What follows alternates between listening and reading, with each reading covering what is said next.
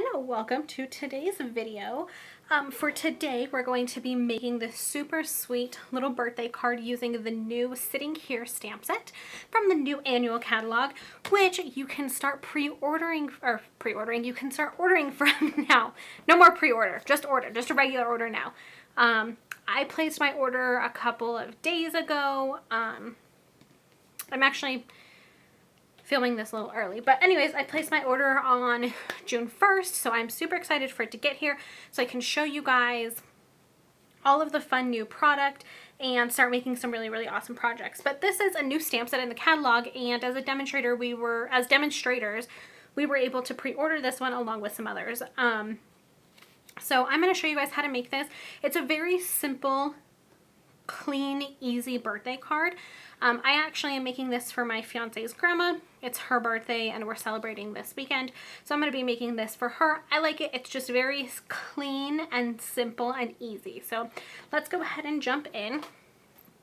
As you can see, there is an abundance of stamp sets out here, and before we jump into this, I want to just note that you really don't need this many stamp sets. I grabbed these and I'm using all these different colors because I have them and I like to utilize them and I like to mix it up. But you can really, we're going to be doing some watercoloring, so you can really layer the colors on top of each other. You don't have to use this many colors. You can stick to just a few basic colors and have the exact same effect. So I just wanted to let you guys know these are the colors that I'm going to be using, but by all means you can do this exact same project by using just a couple of colors, and you can do it in any color scheme you want to. I just picked these colors because it goes with the color of cardstock that I'm using, but you could really use any colors that you want to, and it's going to turn out really awesome. So to start with the stamp sets, the first one, the one that I just mentioned, is the Sitting Here. We're going to be using this one. We'll be using the swing and then the pillows. It also comes with this sweet basket where you can put a kitty or a dog in, so I love that. So we're going to be using this one. We're also going to be, well, I should say for my sample, I used the Thoughtful Banners, which is a new stamp set, another new stamp set from the catalog, but I think I'm going to actually use a different greeting for this one. So this sample was done with the Happy Birthday from the Thoughtful Banners. I just paired up the two words, stuck them together, and put them down. So this is a really great solution. For the card that I'm going to show you guys today, that greeting just didn't really seem to fit well for me. I think it looks nice, but I was having a hard time finding a greeting that was small enough to fit in that little area and that I really felt like it went together. So the only one that I was able to find is this Happy Birthday to You from the Party Pants stamp set. This was a celebration, so unfortunately this stamp set is no longer available, but if you have this one, this is what I'm going to be using in today's card. But if you don't have this, like I said, I used Thoughtful Banners on the first one that I made and it turned out great. I just want to try something a little bit different and see how it turns out. So for our stamp pads, there's a lot of them. With watercoloring, I really like to use a variety of colors and really mix it up. So like I said earlier, I'm using a lot of colors, but you can use however many or however less or however few colors you want, and you can mix it up. You don't have to do this color palette. You can do whatever you want. So to start off, we're going to stick with this purpley pink theme. So I'm going to be using Rich Razzleberry, Sweet Sugar Plum, Rose Red are our three pinky purpley colors. I pulled out two greens, so I have Mossy Meadow, which is another color that you can no longer get. If you don't have Mossy Meadow, don't worry about it. You can really use Old Olive and just do a few layers of it. But those are the two greens that I'm going to be using today. Just set these over here. I'm also going to be using Delightful Dijon. And then my neutral colors, I'm going to be using the Basic Black Archival to do most of the outline stamping in, Smoky Slate and Chocolate Chip. So again, if you have all of those colors, great, use them. But if you don't have all of them, don't feel like you have to use all of them. We're also going to be using the Aqua Painters today because, like I said, we're doing watercoloring. What is over here on my desk? Sorry. And for our cardstock, we're going to be using 4 different sheets. The first is a piece, oh my goodness, why can't I not think? This is going to be for our card base. This is Rich Razzleberry, and it's cut at 8.5 by 5.5.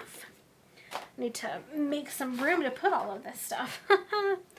The next layer is this is from the Pop of Pink Specialty Designer Series paper.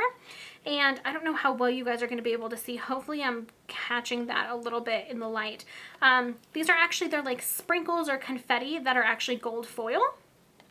So I thought that this just added a really nice, elegant touch to the card, but it's very subtle. You can't see it a lot. And this one is cut at 5.25 by 4 inches. Then we have a piece of basic black, which is cut at 5 by 3.75. A piece of Whisper White, which is what we're going to be doing our stamping and coloring on, which is cut at 3.75 by 3.75 by 3.5. And then you just need a little scrap piece of Whisper White to make the pillows on. So I just grabbed this. I had it as a scrap. And all of the dimensions will be on the coordinating blog post, which is the first link down below. So if you want laid out detailed instructions or dimensions, go look there, and there will be a picture and all of the good stuff there. So let's go ahead and get started. Okay, so to get started, we're going to, I've already mounted my swing stamp on my acrylic block. And I did want to mention this when I was talking about supplies, but I forgot. This is a larger stamp, so I'm actually using an E-block, which is not a normal size block that I use. This is probably my go-to bigger block. So for bigger stamps, most big stamps fit on this. I don't know if I have any big stamps that don't fit on here. But regardless, this is maybe not a size that you keep or that you have, because it is one of my less frequently used blocks.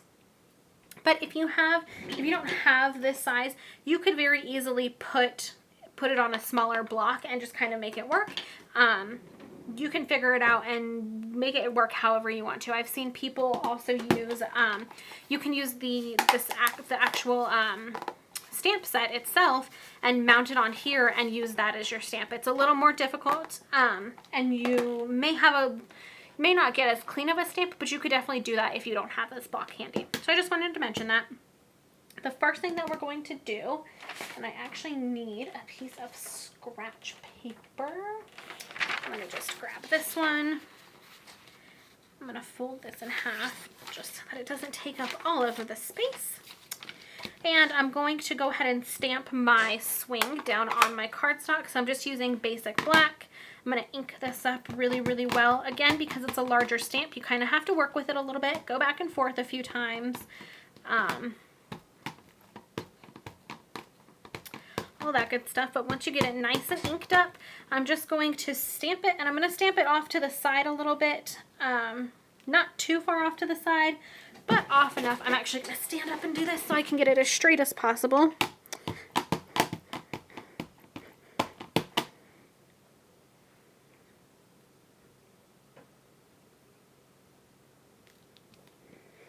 And just down and up. Perfect. So we had that background paper so that the couple of tails didn't get on our work surface. Another thing that I would suggest doing is having your Stampin' Scrub and Stampin' Mist close by and handy, just so that you can clean your stamps as you go, especially working with basic black. You can see that my stamp is already pretty stained from using it. It doesn't harm the stamps at all. You can still use it with no problems. I just like nice, pretty looking stamps. So, you know, I have a little bit of OCD with it. But anyways, okay. So next what we're going to do, I'm actually going to leave stamping the sentiment for very last, just in case we mess up with something. I don't want to have to do it again. So let me get adjusted in my chair. Oh man. Sorry guys, I just got home from work and I'm kind of out of it today. But I needed to film a video. So anyways, without further ado, let's jump back in. So I'm going to start off by watercoloring the wood parts of the bench, and I'm going to be using chocolate chip. Now, one thing I want you guys to note is I'm not using watercolor paper. If you have Stampin' Up! Watercolor paper, I would suggest go ahead and use it. Or any other kind of watercolor paper. I use the Canson watercolor paper. I've talked about that a couple of times, I think. I use it because I have a huge stack of it. So I haven't invested in the Stampin' Up! Watercolor paper. That's just me. But I wanted to try and do this card on non-watercolor paper and see how it turns out. This card was done on non-watercolor paper and it turned out just fine. But you do have to be very careful with it. And I would suggest grabbing a little piece of paper towel. You don't need much, just a little piece just like that. And I like to fold this up and keep it on my work surface so I can dab off some of the water, some of the excess water as I'm working. So I'm gonna go ahead and start, like I said, with my chocolate chip, and I'm just going to color in all of the wood parts of the bench. Again, I would strongly suggest using a little paper towel or something to make sure you don't pick up too much water because it will start to warp your paper, and the Whisper White doesn't hold up super well underwater. It's not designed to. It's designed to be really nice and smooth for stamping. It's not designed to watercolor on. So I would just be mindful of that. You could possibly run into issues with too much water. If you have that problem and you like the look and the results that you're getting, I would just switch to a watercolor paper or a heavier cardstock. But like I said, I tried this technique just on regular Whisper White and I was able to work with it no problem. So I'm going to go ahead and continue to do that for today. So again, if you've never seen how to watercolor before, I will show you how to set up your stamp pad. So you're just going to take your stamp pad and you're going to squeeze it a couple times in the middle. You want to feel the contact from the pad to the back side of this cover, and then you open it up and you get some ink here on the lid. And then all you do is you take your aqua painter. You can use a regular watercolor brush. I have regular watercolor brushes that I use. I find the aqua painters are super easy to use, and we sell them, so you could pick them up, just add them. It's a quick item to add to your order at the last minute to bump it up a little bit if you need to reach a certain amount to get some extra rewards or anything like that. It's a really easy item to add. You actually get 2 of them. And then all you're going to do is go in here and pick up the ink. So actually I'm going to switch these because I'm left-handed. It's easier for me to work like this. So if you can, I don't know how well you guys are going to be able to see, but I'm barely touching the tip of the aqua painter into the ink. I don't want a lot of it. I don't want it to be too runny, and I don't want too much ink. I just want this to be nice, soft, and subtle. So I'm going to go ahead and start coloring in or painting all of the wood parts of this bench. I'm going to speed it up so this video isn't super duper long, and then I'll be back when we move on to the next step.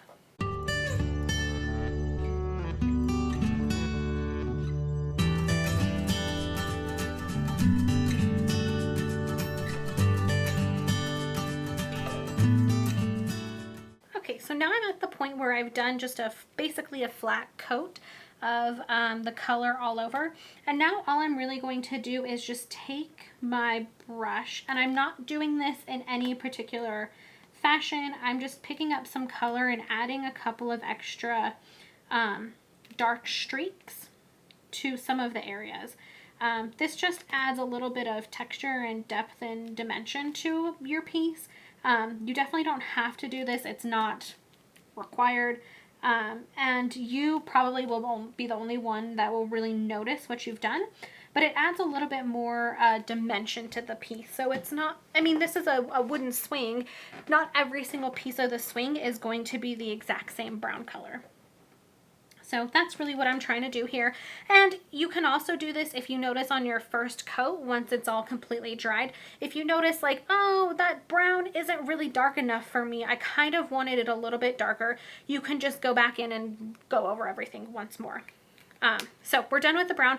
I just wiped off my brush on my little piece of paper towel, and we're done with the brown. We don't need it anymore. I'm going to set this off to the side. Now what I'm going to do is grab Old Olive and Rose Red. If I can get this one open. And we're going to use these two colors to color in the cushion. I don't know what I was going to say. Sofa cushion. We're going to color in the cushion on the bench using these two colors. So I don't know how well you guys can see, and it would probably be easier to see this in person, but there's actually stripes on here, and I'm just going to go in and just very roughly color in the stripes. It doesn't have to be perfect. Again, it's a handmade card, so I wouldn't be too fussy with how you're coloring in or how you're painting it in. It just kind of go with the flow, do whatever feels natural, and you're gonna get a great result. One tip that I have, I like to do the front piece of the bench first, so the lines that go straight up and down vertically, and then I'll go back in and match the other lines that go more diagonally to that color. It's just easier to keep the flow, I found, but you do it however works best for you. That's just what I found was easiest for me. So again, I'm just going to paint this in, and then as soon as I'm done with that, I'll come back and we'll move on to the next step.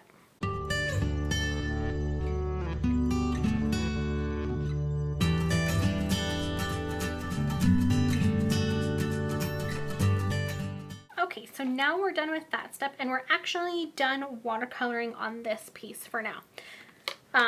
Actually, that's all the watercolor we're doing on this piece in general. So the last thing that I want to do with this before we move it to the side, let me grab my other block.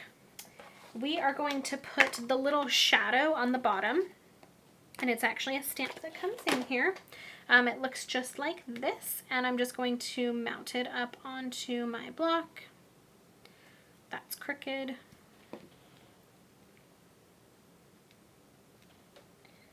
Mount it just like that. And we're going to, whoops, now I'm throwing stuff around. We're going to use smoky slate to stamp this. And I like smoky slate. It's just a really nice subtle color. And you just want to do it a little bit below, kind of in the center. You really can't mess that part up. I mean, regardless of how you put it on there, it's going to look fine. So now we're done with that. We're going to take this piece, set it off to the side, and let that start drying. While that's drying, we're going to grab our scrap piece of Whisper White and our archival basic black again. And now, we're going to grab our stamp set again. Oh, there's my block. So we're going to take the 3 pillows here. So there's a rectangle one, a square one, and a circle. And we're going to stamp all of these onto our scrap piece of Whisper White. So this is why I said that it's good to have your Stampin' scrub right by, because I don't like to waste acrylic blocks if I don't have to. So I'm using the same block, and I'm just cleaning my stamp as I go and putting it back, grabbing the next one, inking it up, stamp down and up, clean it off, whoops, knock over some ink pads, and the last one.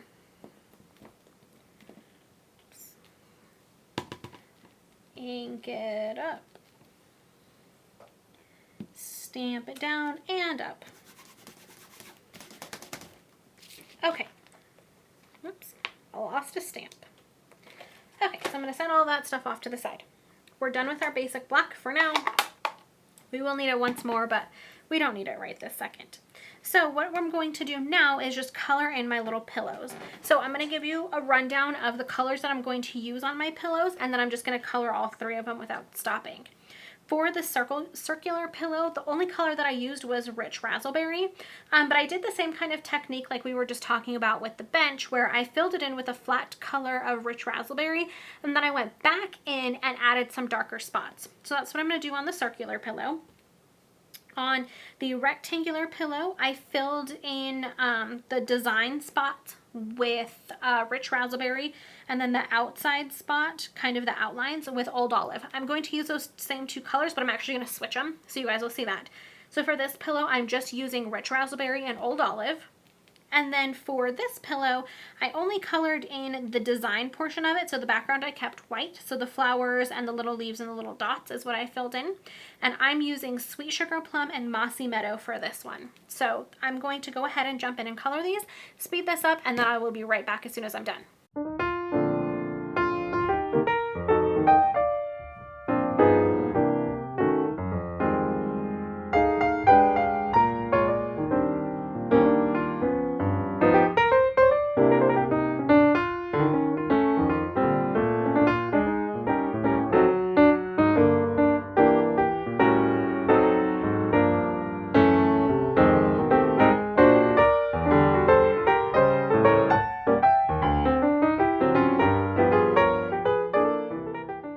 Okay, so I have all 3 of my little pillows painted, and then I also just fussy cut them. It was super quick. It doesn't take very long at all. So now we need to start assembling our card. Actually, we have one more thing we need to do. I almost forgot. So we're gonna grab our sentiment and go ahead and stamp that now. I just find it easier to stamp it now rather than waiting until we start assembling things. So again, I'm going to be using this Happy Birthday to You from the Party Pants stamp set. But I really, if you don't have that set, Thoughtful Banners works wonders. It's perfect. And if you wanted to personalize it a little bit more, you could do Happy Birthday Mom, Love You, something more using the Thoughtful Banners. I'm going to keep it pretty simple though, so that's why I'm going this route. And I'm just going to, I don't feel like I can get this lined up straight on my acrylic block. Oh well. Okay, I'm just going to ink this up, and then I'm going to put it right about there. Not going to think too much about it. Just slap it on there. I think it looks very nice. Very nice. Okay, so putting my ink away. Oh, how did I forget? We're not done yet. I still have to do the ropes. I don't know. I almost forgot that part. I'm just going to grab my Delightful Dijon really fast, and I'll just do this real time because it only takes a few seconds to do this part. I'm just going to color in the little ropes here that are hanging, oops, that are holding up the swing. And it doesn't take very long at all.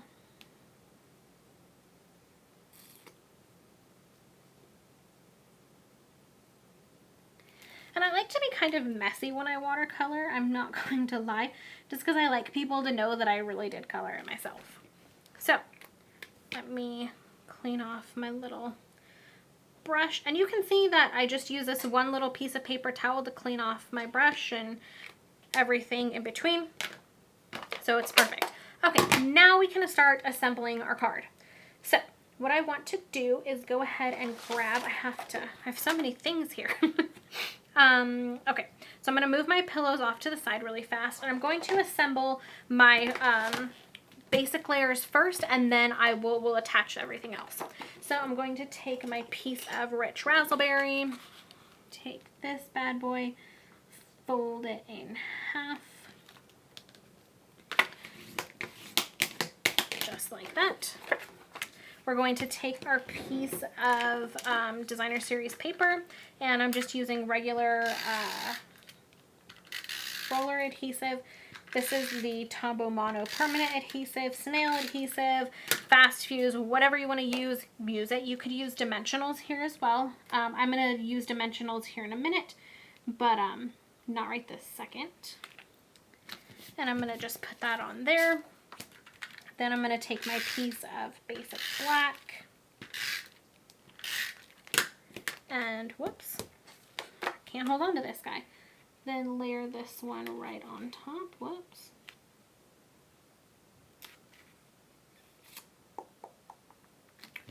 Just like that. Set that off to the side for just 2 seconds.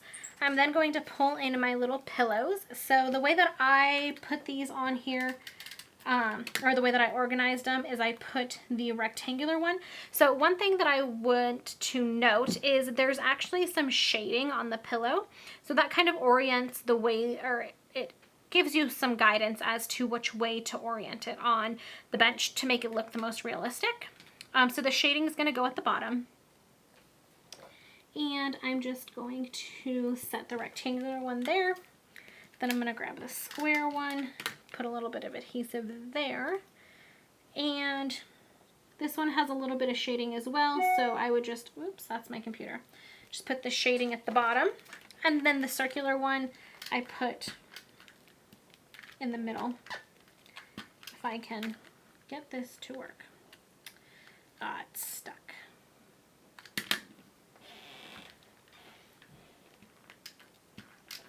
Okay, there we go. You just need a little bit.